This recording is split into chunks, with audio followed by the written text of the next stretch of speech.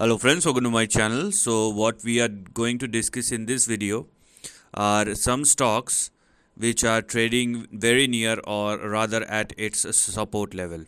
But understand that these are OTC market stock, and whenever we talk about OTC market stock, one must understand that they are highly volatile and extremely risky, and things can happen on both the side. And if you are not prepared for this kind of price move, please stay out of it, because this is not only about the upside, but if things happens on the downside and if you don't know how to manage the situation, you will be in a big trouble.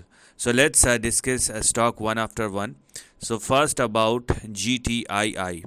So this is the price chart of Gtii, and you can clearly see that the stock is respecting its previous support. It's been correcting and consolidating, but the good thing is the stock is trading at or above the support level, which for Gtii is 0.46.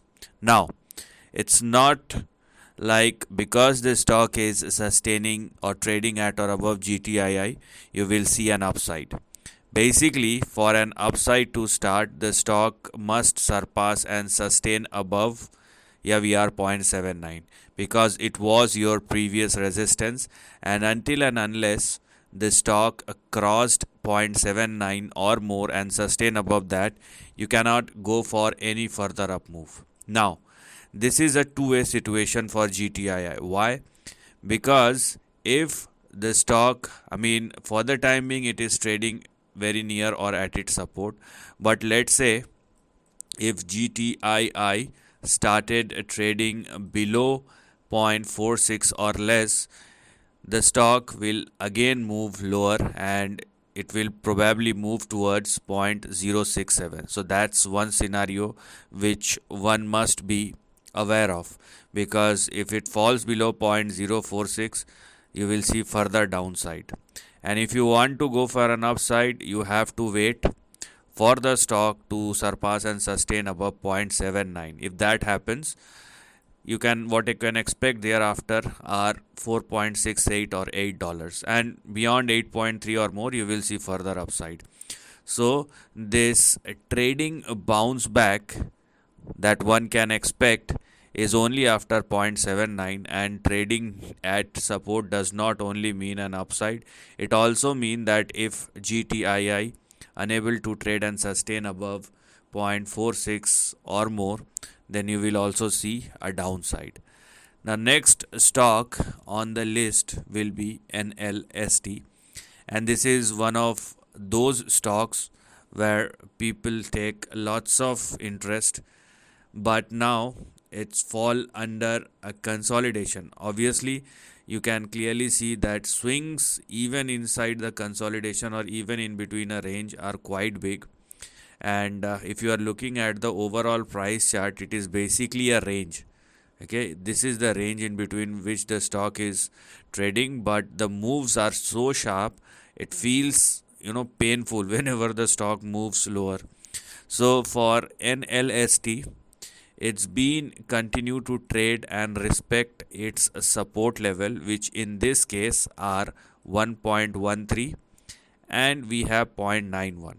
Now the upside will only continue if Nlst continues to trade and sustain at or above 1.13, and that is happening right now. So if Nlst continues to trade and sustain above 1.13, which it is, then it is a candidate where one can expect this particular stock to move towards $6 or $8. The reason is very simple. Nlst is respecting its support level, and it is also trading at or above 1.13, and if these two conditions satisfy, then obviously it is a stock which may move higher. Now the problem will start if the stock started trading below 0.90. Then there lies a big problem, because in that case the lower end of the range will open up. So you need to be very much aware about this kind of price action, where if Nlst started trading below 0.990 or less, the downside will open up and you will see 0.28 and 0.11. So it's like the middle of the range, and because the stock is sustaining, in the upper part, it's the middle of the range but towards the upper part of the range, and that's why. And also because see, 1.13 was your previous resistance, and because it is respecting it, that's why the probability of upside is more right now. But the moment it started trading below 0.90 or less, the probability will down for a downside will start working out. So this is how the trend will shift. The third stock will be PHIL. So PHIL or PHI group has now suddenly become very active because of these kind of very drastic moves, I would rather say. So let us see what is happening over here. Here we are. So this is what one can expect from a PHIL. Now PHIL is way more riskier than Gtii or Nlst, because you can clearly see the chart. The stock may either move on the higher side or on the lower side. So if you are not prepared for this kind of move, you are bound to make losses, because in Gtii and Nlst there was a way out, but in this case you do not find any way out. I mean, for the sake of analysis, you may use 0.003 as your support, and if you are still thinking about an upside, then it is mandatory for the stock to sustain above 0.0003. But the problem in OTC market stocks are whether it will sustain or whether the levels on the downside will work or not is highly questionable, and that's where an additional risk lies apart from the big risk or price risk or the volatility risk. And if the stock falls below 0.0002, the next will be 0.00001, four zeros and then one. It is not visible right now. And the good part as of now is PHIL sustaining above 0.0003, and if it continues to do so, what one can expect on the upside is 0.0027. And understand that whatever upside I'm talking about are just trading moves and they are not sustainable. So you cannot expect the stock to trade and sustain at a particular level even if it moves higher. So take your profit back whenever possible and don't try to be over smart. So for PHIL, if the stock continues to trade and sustain above 0.0003, which it is as of now, then this highlighted section is active. Once it started trading below 0.0002, downside will open up and things can get worse.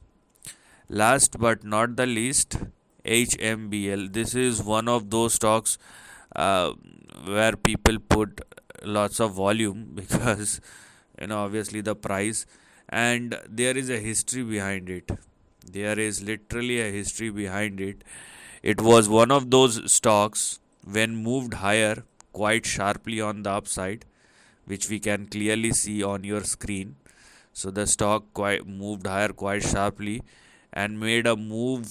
I mean, it's more than 1,000,000% worth of move. Even if, yes, it's like a 1,000,000% worth of return that this particular stock has given in a matter of 140 days. So if you have invested $1 in a matter of,